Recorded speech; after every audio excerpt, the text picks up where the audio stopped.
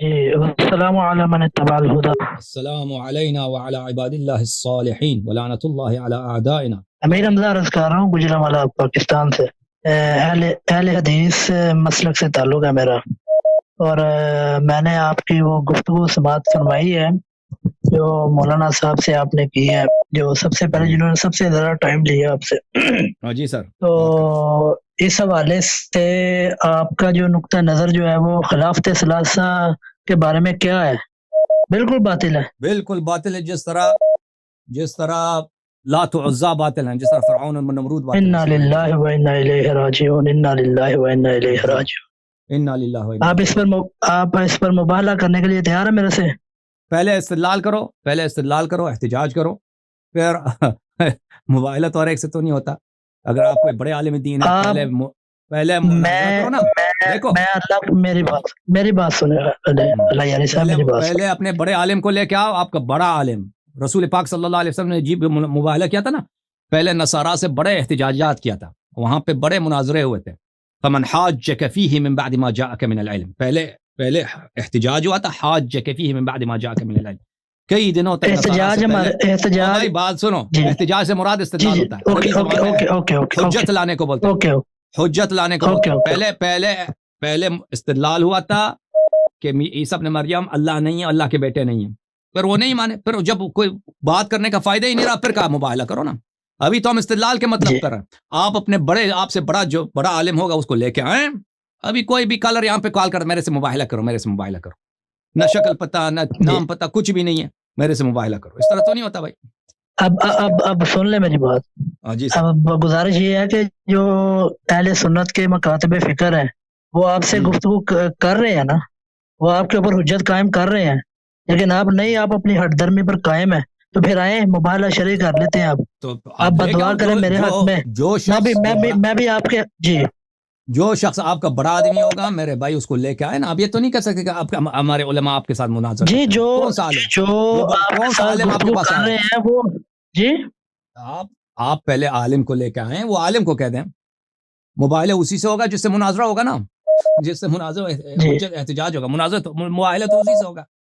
اب آپ سے مناظرہ کروں یا مباہلہ کروں؟ بھائی آپ کچھ نہیں کرو، آپ جان چھوڑ دو. خدا حافظ. اپنے عالم کو لے کے آؤ. السلام علیکم. بات کرو بھائی. خرم صاحب،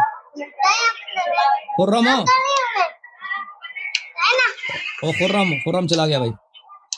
خرم کل نہیں کر. او خرم کے بعد میں کو پوچھنا. جی السلام علیکم. بات کریں جناب. وہ بات کریں. وعلیکم السلام. کون بات کر رہا ہے؟ جی میں محمد زبیر انڈیا سے بات کر رہا ہوں. محمد میرا دو سوال ہے. کیا سوال؟ جی پہلے میں آپ کو دعا دیتا ہوں. علی علیہ السلام شیر خدا ہیں تو آپ شیر علی ہیں.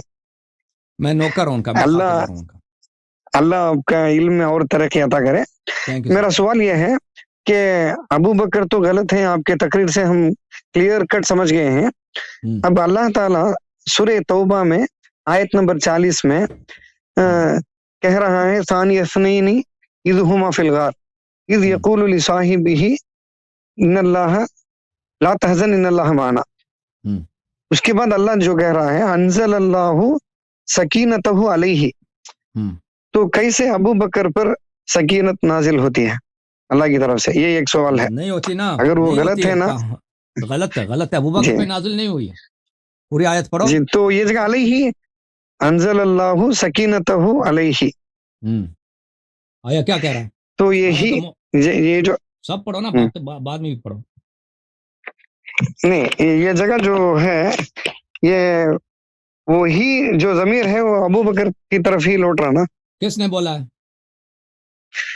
اب یہ آیت میں ثانی اثنین یعنی ثانی اثنین سے مراد حضور صلی اللہ علیہ وسلم ہے. اذ ہما فی الغار اذ یقول جی ثانی حضور صلی اللہ علیہ وسلم ہے. حضور صلی اللہ علیہ وسلم، رسول صلی اللہ علیہ وسلم. جی جی آیا یہ ہے بھائی. دیکھ لو آیا یہ ہے. یہ ترجمہ ہے محمد جونا گڑی کی. اس کے بعد ترجمہ ہے طاہر قادری کے. میں آپ سب کو دکھا دیتا ہوں، ٹھیک ہے نا. آپ کا کہنا ہے کہ فانزل اللہ سکینتہ علیہ وایدہ بجنود لم تروها. یہ سکینہ جو ہے ابو بکر پہ اتر آئی ہے، ٹھیک ہے نا. تو تائید کس کی ہوئی ہے؟ جنود کے ساتھ. جی وایدہ بجنود لم تروها، تائید کس کی ہوئی ہے؟ جنود کے ساتھ.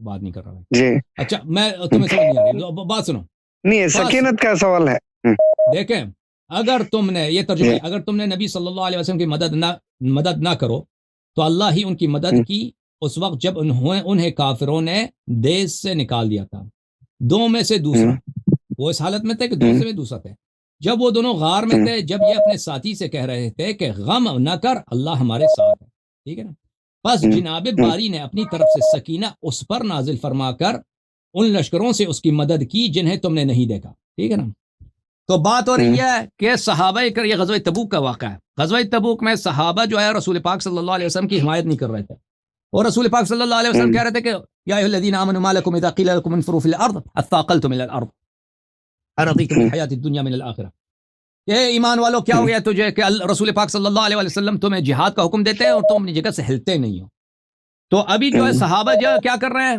صحابہ نصرت نہیں کر رہے رسول پاک صلی اللہ علیہ وسلم تو اللہ تعالیٰ فرماتا ہے کہ یاد کرو اگر ابھی تم نصرت نہیں کرتے نا تم نے اس وقت بھی نصرت نہیں کیا تھا ہجرت کے وقت نصرت نہیں کیا تھا جب بالکل اکیلے تھے غار میں تھے ٹھیک ہے نا ایک ساتھی ساتھ میں وہ بھی صحیح آدمی نہیں ہے وہ بھی ہیلپ کرنے کے لائق نہیں ہے کیونکہ بھلے کیوں اس میں تو آیا تو اس میں بہت ساری نشانیاں آئے اس میں سے ایک نشانی یہی کہ اس کا فرمایا غم نہ کر لا تحزن حالانکہ غم کا وقت ہی نہیں ہے خوف کا وقت ہے بولنا چاہیے تھا کہ خوف نہ کر اگر ابو بکر کو لیکن بولا غم نہ کر اس کی وجہ اس میں بڑے سارے نکات ابھی وقت نہیں ہے پھر اللہ نے اس کی مدد کی تھی اس کی مدد کا کیا ہے اللہ نے مدد کیا تھا کب کوئی مدد دینے والا نہیں تھا اللہ نے نبی صلی اللہ علیہ وسلم کی مدد کی تھی تو وہ مدد کس صورت میں تھا کہ اللہ نے اپنا سکینہ نازل کیا تھا نبی پر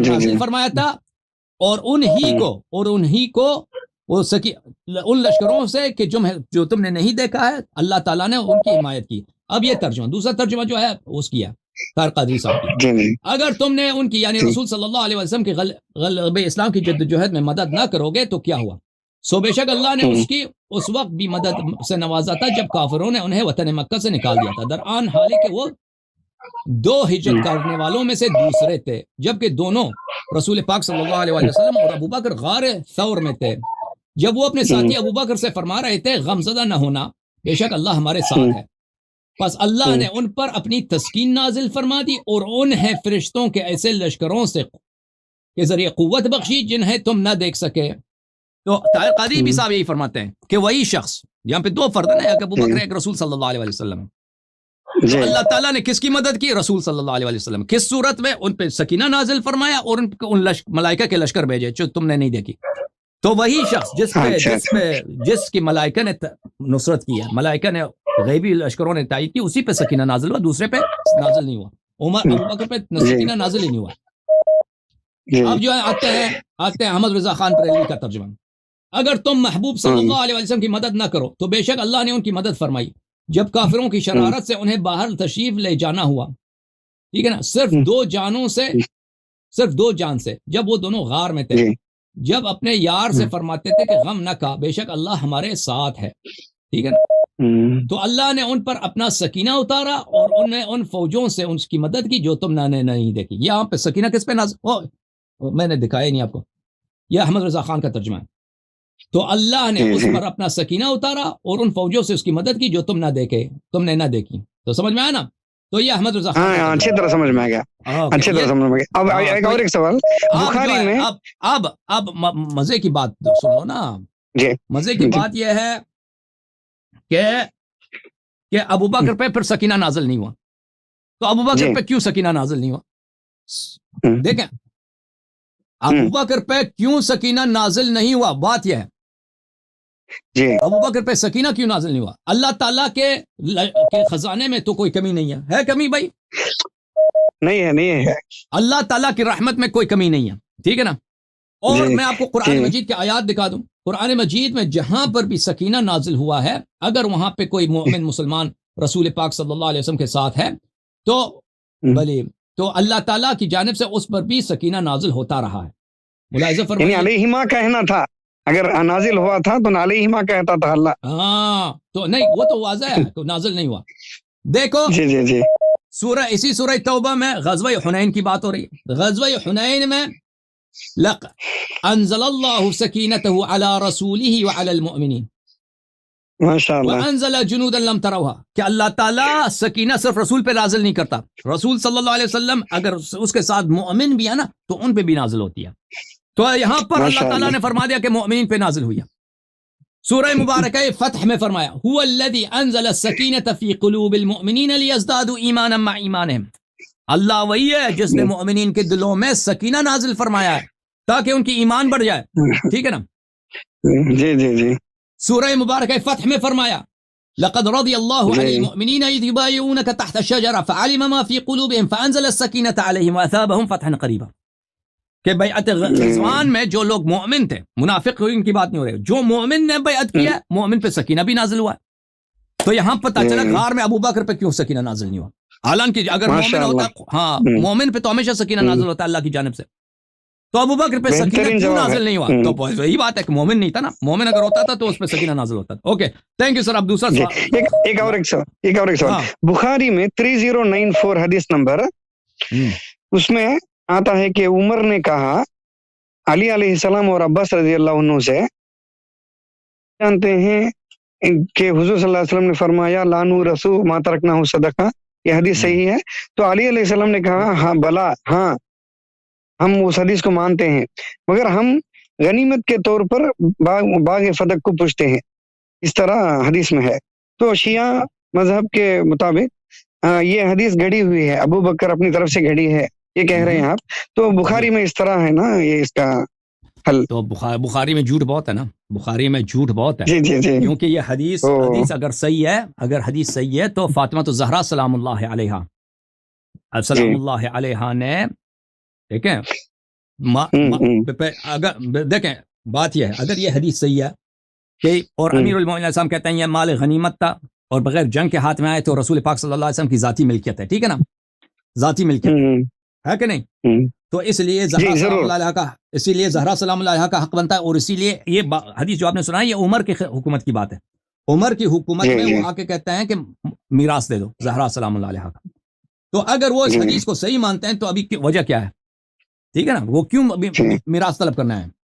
تو پھر میراث کا سوال ہی پیدا نہیں ہوتا نا اگر یہ حدیث صحیح ہے. ہاں پھر لازمی بات ہے کہ یہ اسی حدیث میں کہ اگر عمر کہتا ہے کہ پیغمبر صلی اللہ علیہ وسلم نے یہ فرمایا ما ترکنا صدقہ بلے لا نورث ما ترکنا صدقہ، ہماری میراث نہیں ہوتی. تو امیر المومنین علیہ فرماتے ہیں یہ صحیح ہے. اگر یہ اس کو فرماتے ہیں صحیح ہے، اگر یہ جھوٹ، یہ فقرت جھوٹ نہیں ہے، افتراء نہیں ہے امیر المومنین علیہ السلام پہ، تو اسی حدیث میں ہے کہ وہ میراث طلب کرنے ہی کے لیے آئے تھے. ٹھیک ہے نا؟ جی اوکے نہیں غنیمت طلب، ہم تو وہ حدیث جھوٹ ہے، سمجھ میں آ گیا. شکریہ جزاک اللہ. غنیمت طلب کرنے نہیں آئے تھے، میراث. غنیمت جو ہے نا، اگر کوئی چیز بغیر جنگ کے رسول صلی اللہ علیہ وسلم کی ملکیت بن جاتی ہے غنیمت سے، وہ رسول صلی اللہ علیہ وسلم کی غنیمت بن جاتی ہے، مال شخصی بن جاتی ہے، تو وہ صرف زہرا سلام اللہ علیہا کا حق اسی لیے بن سکتا ہے کہ وہ میراث ہوتا ہو نا، مال غنیمت کی روح سے بھی ہو تو صرف میراث اگر ہے تو وہ زہرا سلام اللہ علیہا اس کا مطالبہ کر سکتی ہیں، یا تو ہبہ ہو یا میراث ہو، اس کا کوئی طریقہ کار اور نہیں ہے.